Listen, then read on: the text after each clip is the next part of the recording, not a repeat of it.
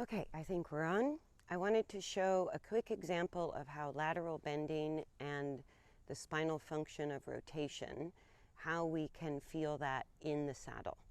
So the same thing I showed on the ground, if I bend the neck and I let my weight go, the more I bend the neck, and he moved because it's not comfortable, to the right, you can see the saddle and my seat are put off to the left, right?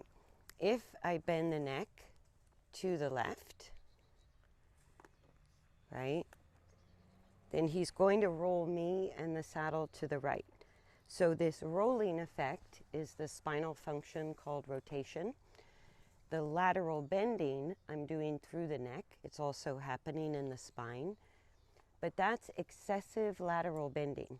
So I can't bend the neck, and if he's really uncomfortable, because he's what you call a left-handed horse, which means as soon as I sit on him, he tends to push up on the right and put his weight and my weight to the left.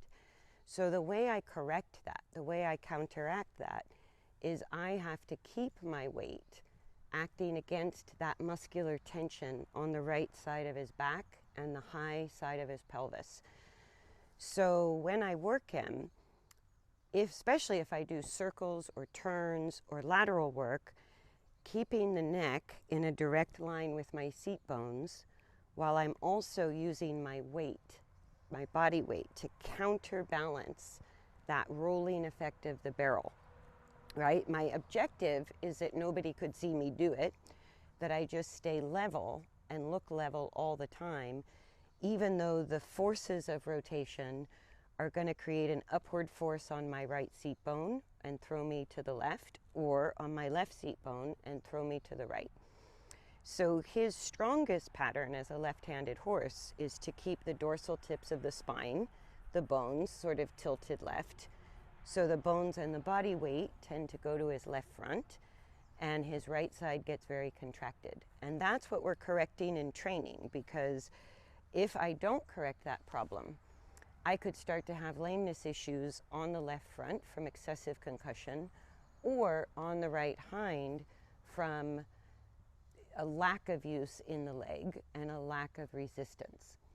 So the alignment of the spine, taking away lateral bending, is part of how you help stabilize the barrel to remain upright, which is stabilizing the function called rotation.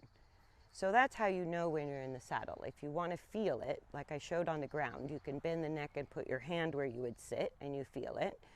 But especially with our weight on their back, if I go to overbend the neck, even at the halt like this, it's going to roll me to the other side, right? And if that's uncomfortable for him, he's going to take a step or two.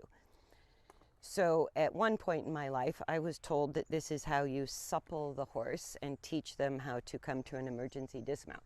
It never supples the horse because it always creates inverted rotation, which means the left lateral bend is causing the dorsal tips of the spine to twist to the right, or vice versa.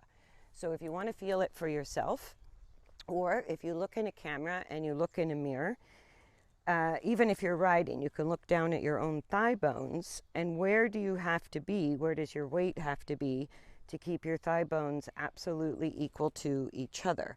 That's me level over gravity. But I might have to be invisibly shifting my weight right or invisibly shifting my weight left in order to keep my bones from being catapulted around when he has unstable rotation and or excessive lateral bending through the spine.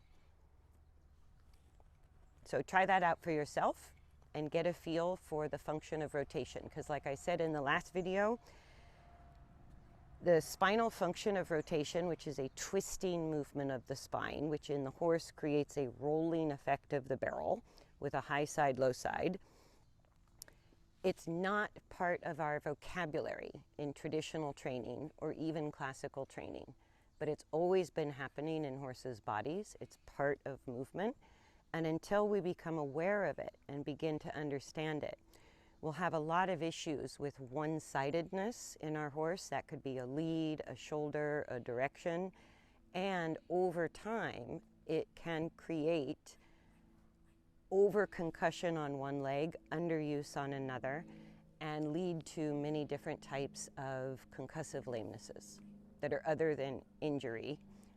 They're the type that build up over time, like navicular, ring bone, side bone, that kind of thing. So it's good to learn about and to feel on your own horse, because it's actually not all that difficult to correct, but it can take time for his body to change the habit of what he does and learn to balance, especially on tight turns and circles, which I'm using with him to increase the engagement of the hindquarter.